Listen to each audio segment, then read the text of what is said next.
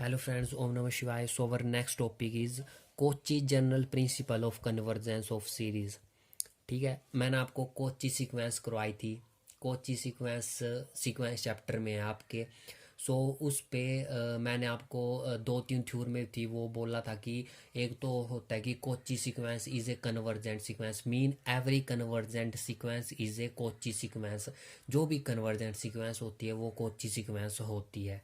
ठीक है, नाउ एक ये साथ में कोची सीक्वेंस की डेफिनेशन बताई थी मैंने आपको बोला था वहाँ पे कि ए एन और ए एम, एक ए एन है और एक ए एम है। ए एन का मतलब है nth terms and A M का मतलब है mth टर्म्स। ठीक है, जब उनकी आप एब्सोलूट वैल्यू में डिफरेंस ले लेते हो, मतलब कि आप लिखते हो एब्सोलूट वैल्यू ऑफ, ऐसे करके लिखते हो आप। ए एन है आपके पास कोई सीक्वेंस और एक है ए एम। जब आप इसका डिफरेंस ले लेते हो एब्सोलूट वैल्यू में, absolute value of A N minus of A M is less than epsilon. So ये क्या डेफिनेशन है कोची सीक्वेंस की? If there exist a positive K such that A N minus of A M is less than epsilon for every N is greater than और equal to M is greater than और equal to K. ठीक है, जो आपने positive integer choose किया होता है। So this is the definition of Cauchy sequence. ठीक है, अब ये कोची सीक्वेंस की डेफिनेशन है। यहाँ पे है आपको Cauchy general principle of convergence of series, same to same यही है। क्योंकि कोची का प्रिंसिपल क्यों यूज किया जाता है? क्योंकि हमें पता है कि हमने थ्योरम पढ़े कि every convergent sequence is A Cauchy sequence. तो अगर कोची सीक्वेंस होगी तो ऑटोमेटिकली वो क्या होगी? कन्वर्जेंट होगी। अगर वो कन्वर्जेंट होगी तो ऑटोमेटिकली वो क्या होगी? बॉन्डेड होगी। मैंने आपको ये भी बताया कि convergent sequence is a bounded sequence. So इसका प्रिंसिपल पढ़ लेते हैं। अब देखो वहाँ पे हम लेते थे A N minus of A M, nth term का डिफरेंस लेते थे। बट यहाँ पे मैंने आपको बोला सीरीज चली है, तो सीरीज में क्या लिया जाता है? पार्शियल सम लिया जाता है। तो that's why we can write here S N minus of S M is less than epsilon. बाकी सेम टू सेम है ये, जैसे वहाँ पे हमने किया है। ठीक है, S N represent nth partial sum, S M represent mth partial sum for every N is greater than और equal to M is greater than और इक्वल टू पी। ठीक है, बस ये होता है डिफरेंस, बाकी कुछ डिफरेंस नहीं है सीक्वेंस के, कोची सीक्वेंस के क्वेश्चन में और Cauchy sequence principle in convergence of series इस पे। ठीक है, अब नाउ इसका एक क्वेश्चन है मोस्ट इंपॉर्टेंट। देखो इसके जो क्वेश्चन मैं आपको करवाने जा रहा हूँ ना अभी, वो क्वेश्चन जो आपका सीक्वेंस चैप्टर है उसमें भी है वो क्वेश्चन एंड में, जो इंपॉर्टेंट क्वेश्चन है। ठीक है, तो आपने इनको ध्यान से समझना है क्योंकि काफ़ी इंपॉर्टेंट क्वेश्चन है। मैंने आपको पहले भी बता चुका हूँ कि ये चैप्टर आपस में इंटरलिंक्ड है। ठीक है, सो आप अगर पीछे वाला मिस कर दिया होगा तो यहाँ पे दिक्कत होगी, बट यहाँ पे मैं आपको समझा दूंगा। ठीक है, सो पीछे वाला भी कवर अप हो जाएगा आपका। मे बी मैंने करवाए भी हैं वो क्वेश्चन, नहीं करवाए होंगे तो यहाँ पे कवर हो जाएंगे।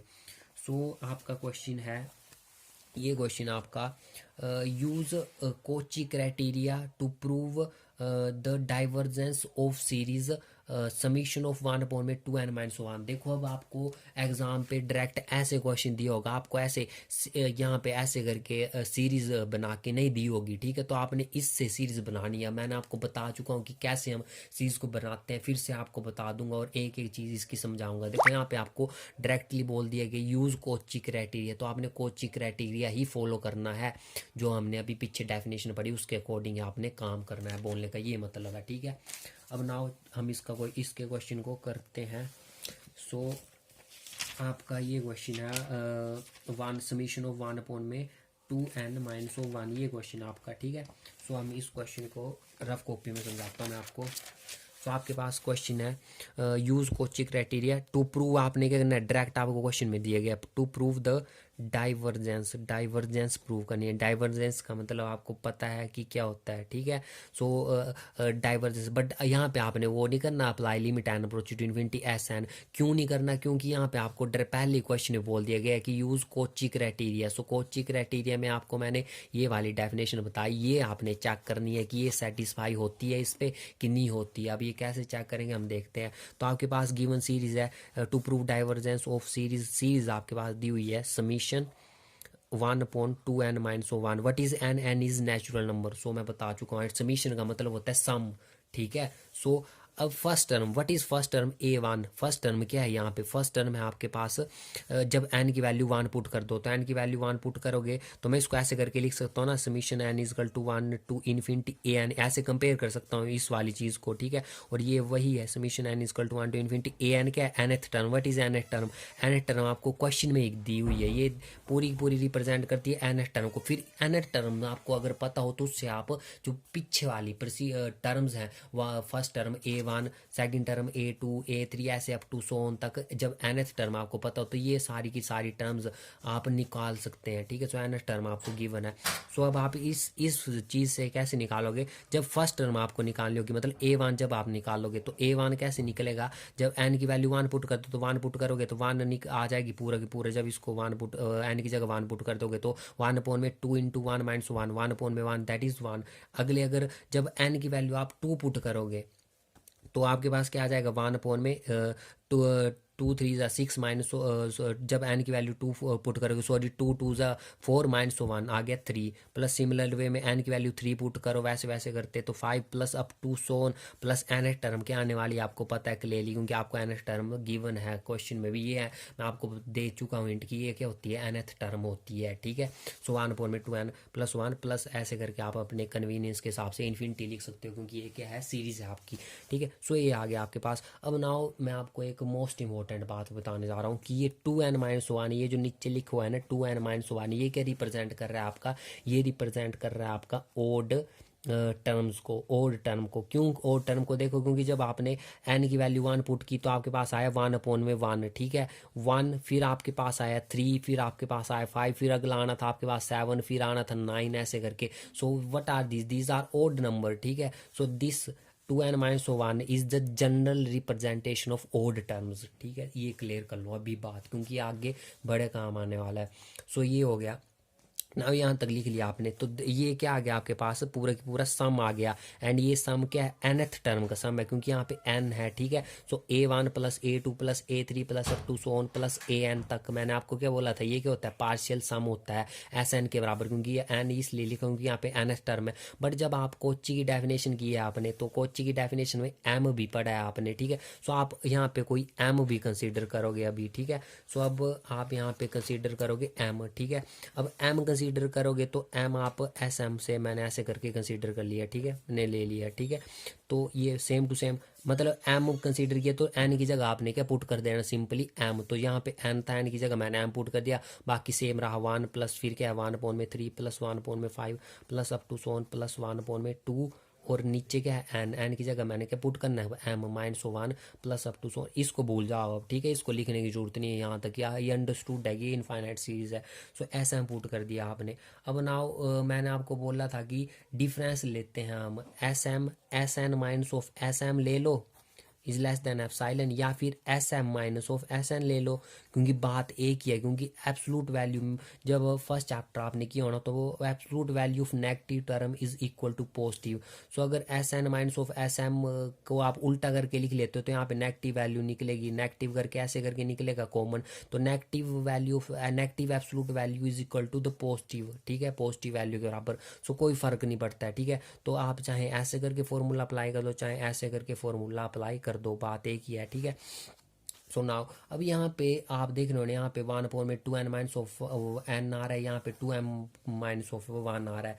सो अब आप यहाँ पे m की वैल्यू आपको n की फॉर्म में पुट करनी पड़ेगी, तभी ये पूरी पूरी इक्वेशन सॉल्व हो पाएगी, ये दोनों इक्वेशन, वरना नहीं हो पाएगी, ठीक है। तो m की जगह, इस m की जगह पुट m इक्वल टू क्या पुट करोगे आप, 2n+1, ये पुट करोगे। क्यों पुट किया हमने 2n+1, क्योंकि ये जो है जब ओड टर्म की सिचुएशन आती है, जब आपको क्वेश्चन में ओड टर्म 1 अपॉन में 2n-1 समीशन ऑफ 1 अपॉन में 2n-1 दिया हुआ था, तब आप m की वैल्यू क्या पुट करते हो, पॉजिटिव 1 पुट करते हो, 2n+1 पुट करते हो, ठीक है। ये इसका ट्रिक होती है यहाँ पे कि m की वैल्यू हम ऐसे करके सेट करके पुट करेंगे। तो 2n+1 पुट की, ठीक है।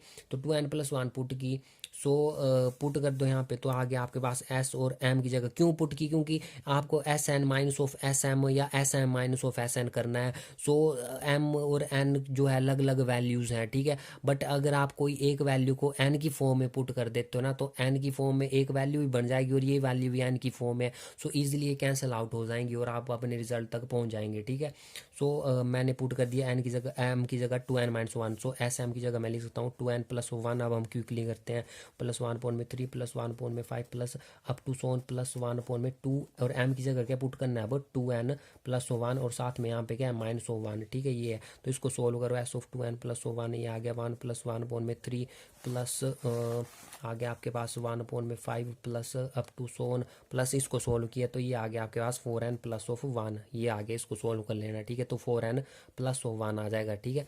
ये आ गया आपके पास। नाउ अब आप क्या करोगे? Absolute value of S M minus of S N, S M minus of S N mean ये आप कर दिया मैंने S of 2n+1 minus of S N, ठीक है। ये किया मैंने, ठीक है। तो ये कर लिया, ठीक है, क्योंकि मैंने आपको बता चुका हूँ ये कंसेप्ट कि चाहे S N minus of S M करो या S M minus of S N करो, बात एक ही है, ठीक है।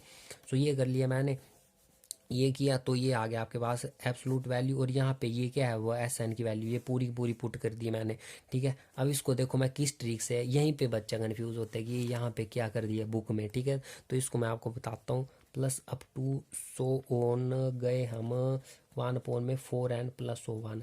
देखो ये पुट कर दिया। अब आपने इसका डिफरेंस लेना है इसके साथ, तो थोड़ा सा दिमाग लगाओ। जब आप इसका डिफरेंस लोगे, मतलब ये पूरी की पूरी टर्म माइनस कौन सी टर्म? एस एन वाली टर्म, ये वाली टर्म। तो जब इसके साथ आप डिफरेंस लोगे तो कैंसिल तो होने के लिए तो हमें कुछ चाहिए। तो यहाँ पे तो ये तो चलो मान लो ये कैंसिल हो जाएंगे शुरू की टर्म, बट ये वाली टर्म को कैंसिल करना मुश्किल होगा, नहीं, ये नहीं हो पाएंगी कैंसिल।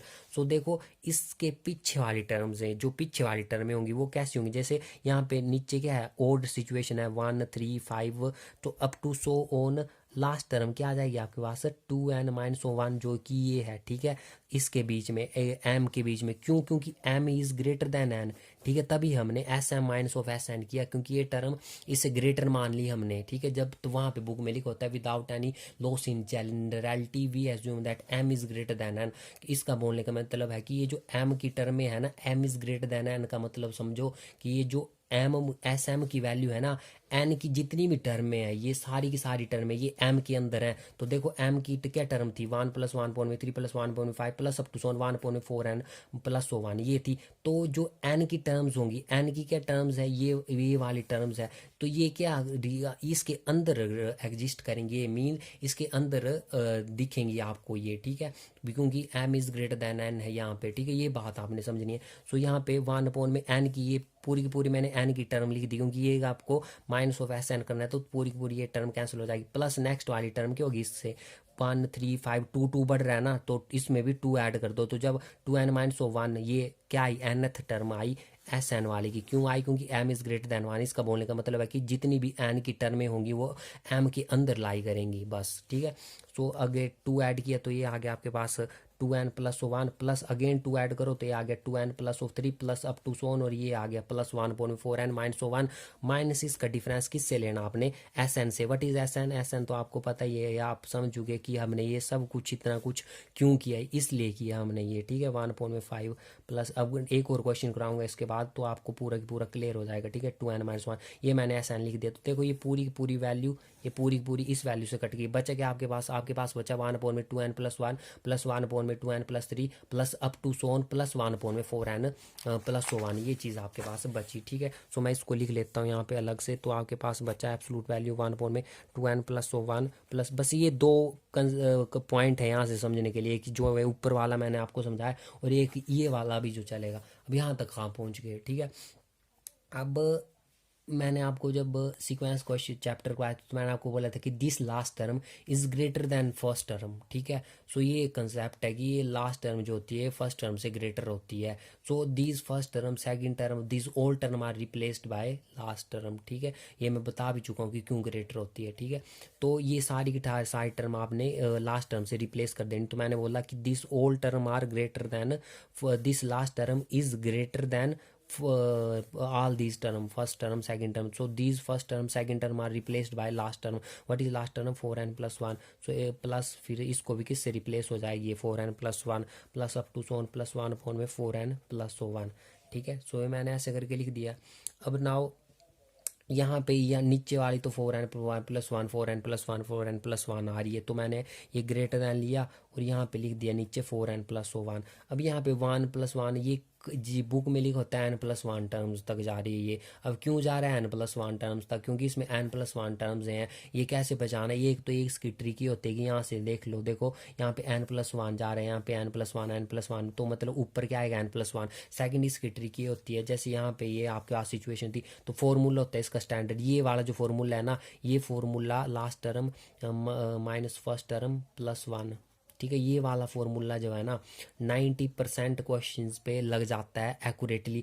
जो 10% जो चीज़ बची होती है वो थोड़ा सा हमने गैस करना होता है, और मैक्सिमम क्वेश्चन पे 100% अप्लाई हो जाता है. बट कुछ क्वेश्चन में 90%, जैसे एक क्वेश्चन है इसमें 90% ही अप्लाई हो गया. कैसे? क्योंकि जैसे last term, what is last term? 4n plus 1. ये ली लास्ट टर्म.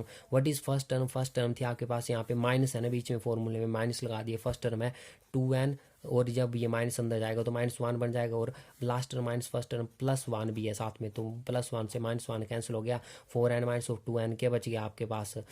2n बच गया, और यहाँ पे +1 बच गया. सो 2 को ऐसे निगलेक्ट कर दो तो नंबर ऑफ टर्म्स कितनी आए आपके पास? n प्लस 1 आई. सो मैंने n प्लस 1 लिख दी यहाँ पे. ठीक है, सो ये लिख दी. तो जब इसको सोल्व करूँगा तो ये क्या आ जाएगा? इज ग्रेटर दैन, और ये आ जाएगा 1/4 प्लस, जब मैं इसको डिवाइड करूँगा. ठीक है, सो आपने डिवाइड ये कर लेना, इतना आप कर सकते हैं. ठीक है, इसकी डिवाइड इसके साथ, सो आपको पता है ये कैसे डिवाइड करते हैं इसको. ठीक है, तो ये आ गया. अब इससे मैं 1/4 कॉमन ले सकता हूँ. यहाँ पे 1/4 है, यहाँ पे भी 1/4 है, तो कॉमन मैं यहाँ से ले सकता हूँ. तो ये आ गया ग्रेटर दैन, और ये आ गया आपके पास 1/4, और अंदर बच गया आपके पास 1/3/4n प्लस 1. ठीक है, सो ये क्या दिख रहा है आपको? जो आपने क्या निकाला ये वाली पूरी की ये निकाली आपने SM minus of SN, mean आपने ये निकाला S of 2n plus of 1 minus of S of n. This is greater then 1/4. But जब आपने डेफिनेशन की थी कोची सीक्वेंस की, तो वहाँ पे आपने क्या पढ़ा था कि SM minus of SN is less than epsilon. But यहाँ पे तो ग्रेटर दैन आ गया ये. So which is not a Cauchy sequence according to definition of Cauchy sequence. कि ये जो एप्सिलॉन है, what is 1/4? It is epsilon according to definition. ठीक है, सो ये वैल्यू तो लेस दैन आनी चाहिए, यहाँ पे तो ग्रेटर दैन साइन आना नहीं चाहिए था. ठीक है, so which is not a Cauchy sequence. क्योंकि तो क्या हो गया यहाँ पे? ये डेफिनेशन फेल होगी. अगर डेफिनेशन फेल होगी तो डेफिनेशन किसकी थी? कोची सीक्वेंस की. तो मतलब ये क्या है फिर? कोची सीक्वेंस नहीं है, क्योंकि डेफिनेशन ही फेल करगी. अगर कोची सीक्वेंस नहीं है तो ये क्या नहीं है फिर? कन्वर्जेंट भी नहीं है. So it is not A convergent. क्या पढ़ रहे हैं हम? It is not a convergent series. ठीक है, sorry, it is not a convergent sequence. ठीक है, it is not a convergent sequence. ठीक है जी, आपने प्रूव कर दिया कि अगर ये कोची सीक्वेंस ही नहीं है तो ये कन्वर्जेंट सीक्वेंस भी नहीं होगी. तो यही जो आपने कन्वर्जेंट सीक्वेंस के सीक्वेंस चैप्टर में क्वेश्चन किए हैं, ठीक है, वैसे ही ये सीरीज में भी क्वेश्चन है. तो ऐसे ही आपने ये क्वेश्चन करने हैं. सो नेक्स्ट वीडियो हम नेक्स्ट क्वेश्चन करेंगे. Thank you.